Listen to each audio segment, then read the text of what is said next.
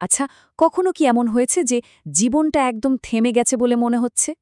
কিন্তু জানেন, ঠিক এই থেমে যাওয়ার মুহূর্তগুলো থেকেই কিন্তু মাঝে মাঝে দারুণ সব আইডিয়ার জন্ম হয়। আজ আমরা এমনই এক গল্প শুনব। দেখব কিভাবে লকডাউনের একঘেয়েমি থেকে জীবনকে নতুন করে সাজানোর একটা অসাধারণ কাঠামো তৈরি হয়ে গেল। চলুন শুরু করা যাক। আমাদের আজকের এই আলোচনার শুরুটা হচ্ছে কোভিড-19 মহামারীর ঠিক সেই সময়টা থেকে। এটা ছিল বিশ্বজুড়ে একটা বিরাট চ্যালেঞ্জের সময়, কিন্তু এই সংকটই একজনের জন্য ব্যক্তিগত পরিবর্তনের একটা বড় কারণ হয়ে দাঁড়ায়। একবার ভাবুন তো দৃশ্যটা। ঢাকা শহর, লকডাউন, লেখক একদম একা, পরিবারকে পাঠিয়ে দিয়েছেন গ্রামে নিরাপত্তার জন্য। অফিসের কাজও কমে গেছে, বাইরে যাওয়ার তো কোনো উপায়ই নেই। দিনভর সঙ্গী বলতে শুধু টিভি আর ইন্টারনেট।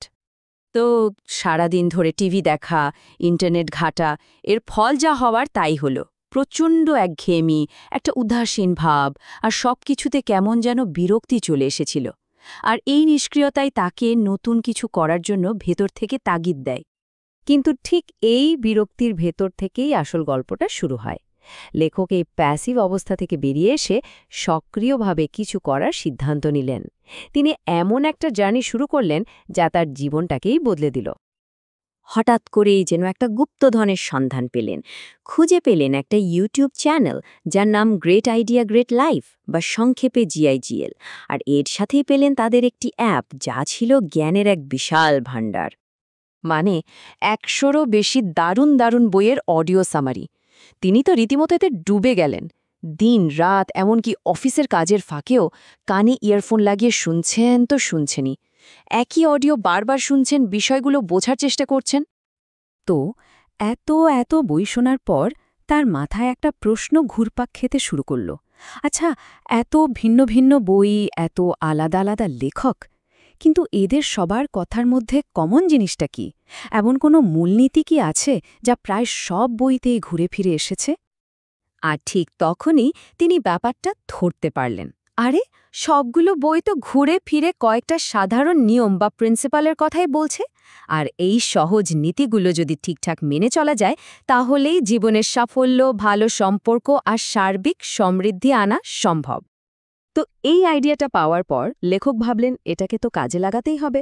তিনি তার পুরো ২৪ ঘণ্টাকে ম্যানেজ করার জন্য একটা সহজ কিন্তু দারুণ শক্তিশালী ফ্রেমওয়ার্ক বা কাঠামো তৈরি করে ফেললেন। এই কাঠামোটা জীবনের ৪টি মূল স্তম্ভের উপর দাঁড়িয়ে আছে। এই স্তম্ভগুলো কি কি? ১. স্বাস্থ্য ও ফিটনেস। ২. প্রফেশনাল লাইফ বা কাজকর্ম। ৩. পরিবার আর বন্ধুবান্ধব। আর ৪ নম্বরটা হলো নিজের উন্নতি বা সেলফ ডেভেলপমেন্ট। ভেবে দেখলে আমাদের জীবনের সব কাজকেই কিন্তু এই ৪টার কোনো একটার মধ্যে ফেলা যায়। মানে আমাদের পুরো দিনটাকে এই ৪টা ভাগে ভাগ করে ফেলা। দিনের প্রত্যেকটা কাজকে কিন্তু এই ৪টা ক্যাটেগরির কোনো না কোনো একটায় ফেলা যায়। এতে করে লাইফটা অনেক গোছানো হয়ে আসে, আর কোনো একটা দিকও বাদ পড়ে না। তো এই দারুণ আইডিয়াগুলো যেন মাথা থেকে উবে না যায়, সেজন্য তিনি লেখা শুরু করলেন। প্রথমে ছোট্ট একটা পাওয়ার পয়েন্ট প্রেজেন্টেশন বানিয়েছিলেন, মাত্র ১৪টা স্লাইডের। কিন্তু পরে তার মনে হলো, আরে, এই জ্ঞান তো সবার সাথে শেয়ার করা দরকার। আর সেখান থেকেই শুরু হলো বই লেখার কাজ। আচ্ছা, আমরা এতক্ষণ ধরে সাফল্য, জীবনের উন্নতি নিয়ে কথা বলছি, কিন্তু এই সাফল্য বা সাকসেস শব্দটার আসল মানেটা কি? সমাজ আমাদের যা বোঝায় সেটাই কি সব? চলুন একটু গভীরে ভাবা যাক। দেখুন, ছোটবেলা থেকে আমরা কি শুনে এসছি? সাফল্য মানে হলো ভালো ভার্সিটিতে চান্স পাওয়া, ডাক্তার ইঞ্জিনিয়ার হওয়া, বড় সরকারি চাকরি পাওয়া, কিংবা অনেক টাকা পয়সার মালিক হওয়া, অথবা হয়তো বিখ্যাত শিল্পী বা খেলোয়াড় হওয়া।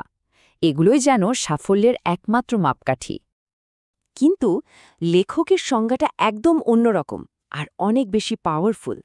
তিনি বলছেন, নিজের চাওয়াকে পাওয়ায় রূপান্তরিত করার নামই সফলতা। ব্যাপারটা গভীর, তাই না? মানে সাফল্য কোনো ফিক্সড ডেস্টিনেশন না, এটা একটা প্রসেস, নিজের ইচ্ছেটে বাস্তবে পরিণত করার একটা জার্নি। এই বদলানোর ব্যাপারটা নিয়ে মুনীর চৌধুরীর একটা অসাধারণ কথা আছে। মানুষ মরে গেলে পচে যায়, বেঁচে থাকলে বদলায়। মানে পরিবর্তন তো হবেই, এটাই জীবনের নিয়ম। এখন প্রশ্ন হলো, এই পরিবর্তনটাকে আমরা কোন দিকে নিয়ে যাব? সেই সিদ্ধান্তটা কিন্তু আমাদের হাতেই। তো এই যে পরিবর্তনের কথা বলছি, এটা আসলে হয় কিভাবে? আমাদের চিন্তাগুলো কিভাবে আমাদের অভ্যাসে পরিণত হয়, এর পেছনে কিন্তু একটা সায়েন্টিফিক সাইকেল বা চক্র কাজ করে। চলুন সেটাই একটু সহজে বোঝার চেষ্টা করি। ব্যাপারটা এইভাবে ভাবা যায়, আমাদের ব্রেইনটা একটা কম্পিউটারের মতো, আর প্রতিদিন আমরা চারপাশ থেকে হাজার হাজার তথ্য ইনপুট দিচ্ছি। আমরা যা দেখছি, শুনছি, পড়ছি, এই সব কিছুই হলো রেফারেন্স পয়েন্ট। এগুলোই আমাদের বিশ্বাস তৈরির কাঁচামাল। তো সাইকেলটা কিভাবে কাজ করে? প্রথমে আসে তথ্য বা রেফারেন্স পয়েন্ট। এই তথ্যগুলো থেকে যেগুলো আমাদের ভেতরের ধারণার সাথে মিলে যায়, সেগুলো হয়ে ওঠে আমাদের বিশ্বাস। এই বিশ্বাস থেকেই জন্মায় চিন্তা, আর চিন্তা থেকেই আমরা কাজ করি। আর একটা কাজ যখন আমরা বারবার করি, তখন কি হয়? ওটা আমাদের অভ্যাস হয়ে যায়, আর এই অভ্যাসই আমাদের ভবিষ্যৎ গড়ে দেয়।